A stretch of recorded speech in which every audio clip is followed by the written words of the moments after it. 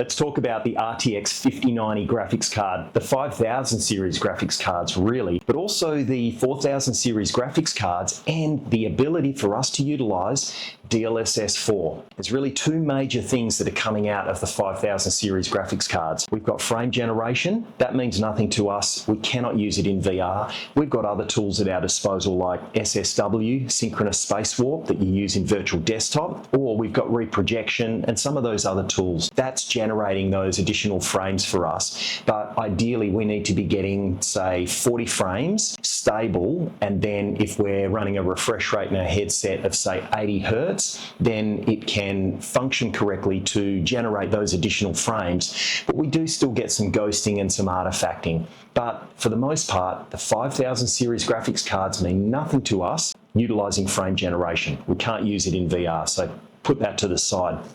But DLSS4, we can utilize that if we have the 4000 series graphics cards. Now, I knew that was coming, but what I didn't realize until Steve from VR Flight Sim Guy, brother, you are an absolute legend. I love your videos. You're always putting out epic content to help the community understand how to utilize these tools. Check out Steve's video, VR Flight Sim Guy, up in my video here. He talks about DLSS4, NVIDIA Inspector, plus using the DLSS swapper.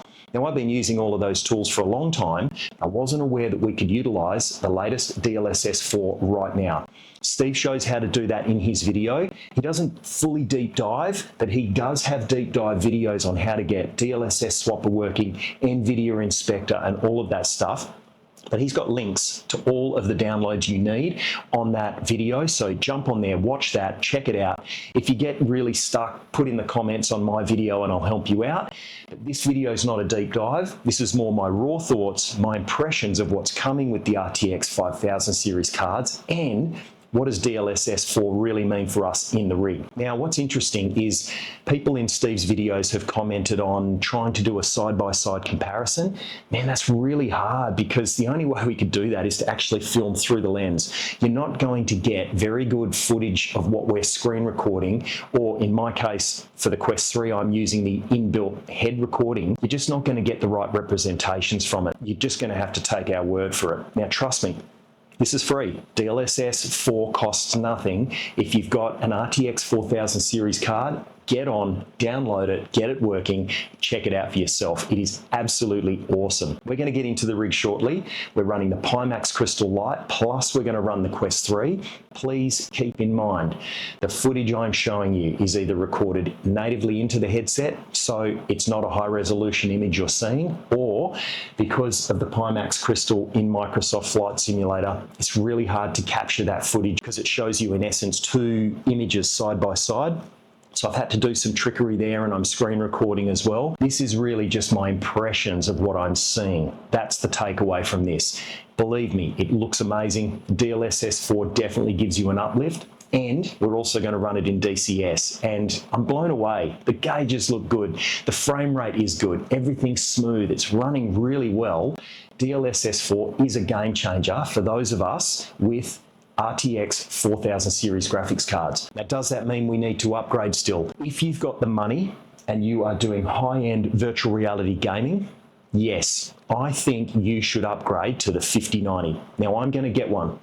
I'm going to try and get my hands on an AIB version, and I'll probably go for the same that I'm running in here, which is the Gigabyte OC. I like the look of it. I like the style and the design, but the reality is the chances of me being able to get my hands on a Founders Edition is pretty slim to none. I think that'll be the case for most people. So the AIB makes the most sense. Now, there is an uplift. The reviewers, the big channels, have already put their videos out, and they have shown that there is anywhere from, say, 20 to 40% uplift in rasterized frames, so raw performance, using the RTX 5090. Now, their reviews are testing at 4K. I haven't come across anyone yet who's actually doing proper tests like we need in 8K, which is pretty much the resolution most of us are pushing with our headsets. If we've got the Pimax Crystal Light, the Pimax Crystal, even the 8KX, even if you're using the Quest 3 through virtual desktop and you're really leaning on that resolution, we're all north of sort of 8K. So I'm really interested to see what kind of an uplift we're going to get with the 5090. I know it's damn expensive. Once I've done all my benchmarks and all my review testing, I'll then sell my 4090 to help justify that, I guess, that purchase. But I'm really curious to see, because if we can get an extra 5 or 10 frames, raw frames in virtual reality, man, that's the difference between having a good time or having those stutters and the jitteriness. So in conjunction with DLSS4, that all of us with 4,000 cards can take advantage of right now, plus the brute force of that rasterized increase from the 5090, man, I'm really excited to see what this can do. Plus, my channel's a bit different. I also have interests in playing the UE VR games. Let's not forget Ride 4, Ride 5, Mech Warrior. Man, I cannot wait to see what that's going to be like in the UE VR mod. Plus, I just recently put a video out, Dakar Rally. Check that out. I'm in VR. Man, that also has DLSS. I've already put the latest DLSS file into the game. I'm going to be testing it out a bit later as well, and I'll give you my raw impressions on that in another video, but I'm excited. We have got some serious advancements in technology here, and the RTX 5090, it is a raw performance upgrade. It's damn expensive. It's utilizing a lot of power. I get it. But the fact of the matter is, if you're in the fringe, we're in VR, we're trying to get everything we can out of it. I actually think the RTX 5090 is a worthy upgrade if you can afford it. The other thing to talk about is the advancements in software. I really think that's the future of where we're going when it comes to gaming. I know everyone wants brute horsepower. We just want those raw rasterized frames, but artificial intelligence, the advancements in software, I think that's honestly where we're going to see ourselves ending up in the future. I just can't see graphics cards constantly evolving at this rapid pace and being able to double, triple in performance every generation. So I'm okay with these advancements in software. And talking about software that makes a massive difference, say Intentions AI. It is artificial intelligence, air traffic control from Microsoft Flight Simulator 2020, 2024, and the X-Plane series. Now, what's amazing with this software is the ability for it to hold your hand. If you're a beginner and you're a bit nervous about interacting with air traffic control, you can tick some boxes in the software and it's going to hold your hand. It's going to give you more information on talkback. Plus, it'll record the conversation history so you can look back at maybe what frequency you needed to be on or whatever your heading change was, and then you can reference that from that chat. It's almost like it's taking notes for you in real time.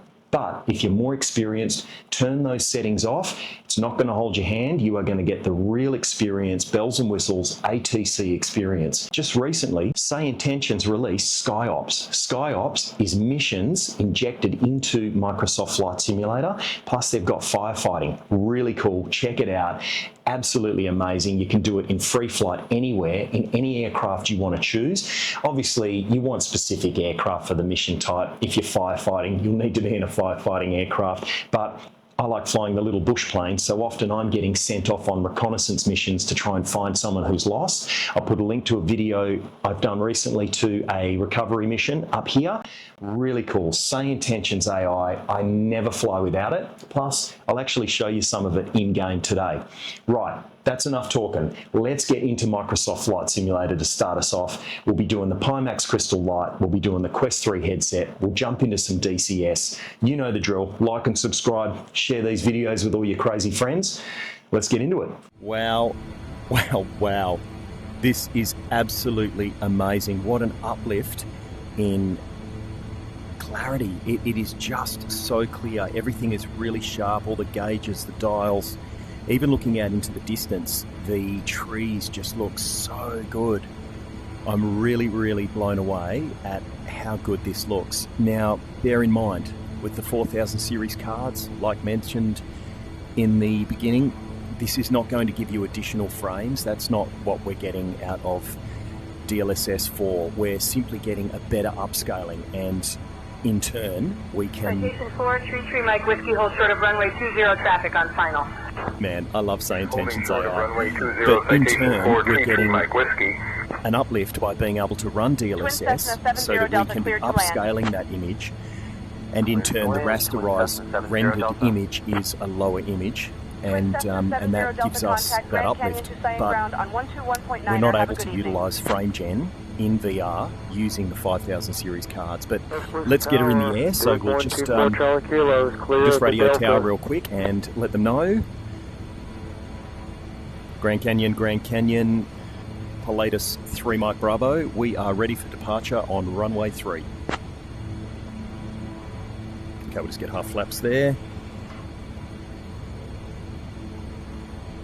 Pilatus Hotel 13, Mike Bravo, Canyon Tower, runway 21, winds 200 at 5, cleared for takeoff. Okay. Change approved, Delta, Duke 124. And we are good to go, and we are rolling.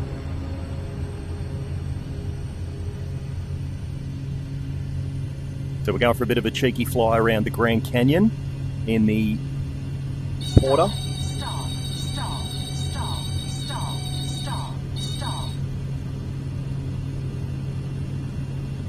All right, and flaps are up. I thought, what better way to actually test out the visual clarity than go for a fly around Grand Canyon, or the Grand Canyon, and have a look and see what the textures are looking like, the resolution.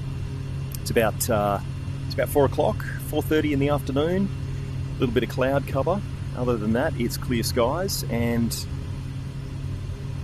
I'm just blown away. I actually thought the Porter would be a good test because it's a good blend of some steam gauges that you can see there in the center, just below the sticker warning set correct trim before takeoff, and we're also running the glass cockpit as well. So what I'm seeing is just amazing. Exactly as Steve had said, I echo his sentiments. I mean, I've always been okay with DLSS, mainly because I fly steam gauges. I'm flying the bush planes, I'm flying those sorts of airframes, so I'm not too fussed about the glass cockpit.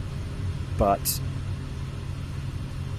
this looks equally as good as TAA. I'm blown away. Wow, it's just great. And the glass cockpit really, really does look good.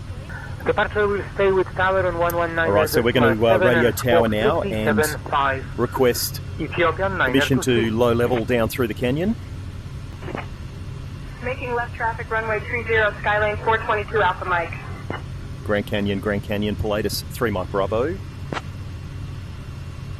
Learjet 84 Bravo, contact Grand Canyon to stay in ground on 121.9er. Pilatus 3 Mike Bravo, please confirm your request or provide more information. Grand Canyon, Pilatus 3 Mike Bravo, we are requesting low level into the Grand Canyon, heading west.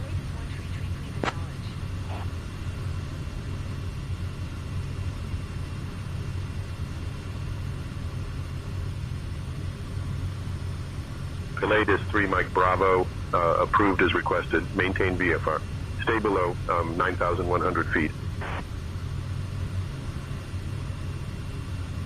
Grand Canyon, Pilatus 3 Mike Bravo, understood, staying below 9,000 feet, and we are going low level. All right, let's go down.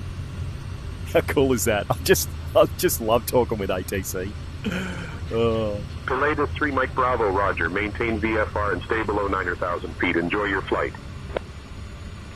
All right, so we'll just back off the throttle there a bit, and wow, it really does look like I'm just running a native resolution. I'm not upscaling, and this just looks beautiful, absolutely beautiful. So we're going to switch over in a minute to the Pimax Crystal light and have a look at how stunning it's going to be in Microsoft Flight Simulator 2024 running DLSS4 through the RTX4090. Right, switched over to the Pimax Crystal now, and whoo-wee, it is ridiculous. It is just so sharp. I really am blown away at how amazing this looks. Everything is just looking so good, so sharp. Wow, wow, wow. I mean, the Pimax Crystal light and Pimax Crystal already give you such an incredible resolution through the headset. But to be running DLSS4 and using the Pimax Crystal, this really is the best visuals I've ever seen in Microsoft Flight Simulator 2024. Wow. I mean, even the canyons off to the right there just look, off in the distance with the light shining on them, just look so sharp. We might bank right here and make our way up through this this part of the canyon and fly up towards those, but it just looks so incredible. Wow. It's a visual feast. Glass cockpit, I mean, the Pimax Crystal and Crystal Light do an incredible job of giving you that high crystal clear resolution, but everything is just so clear. I can read all the little labels. Everything is just so sharp. Wow.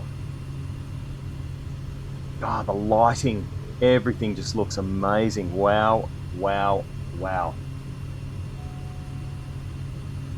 Wow, absolutely blown away. Yeah, I've got to, again, I have to echo Steve's sentiments. I was always personally in favour of DLSS anyway, just for the performance bump, but it is equally as sharp as TAA now, and I really think you're missing out on a performance uplift if you've always flown TAA. I genuinely think it's going to visually look the same, if not almost identical, with a performance uplift. All right, we're in the F14. Wow, I'm really excited to see how much further DLSS is going to develop.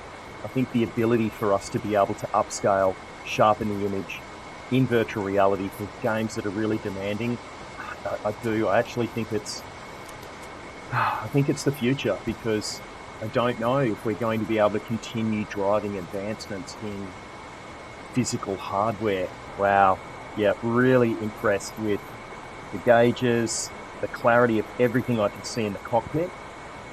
So I'll just try and get some light through the cockpit here so you can actually get some light on the gauges.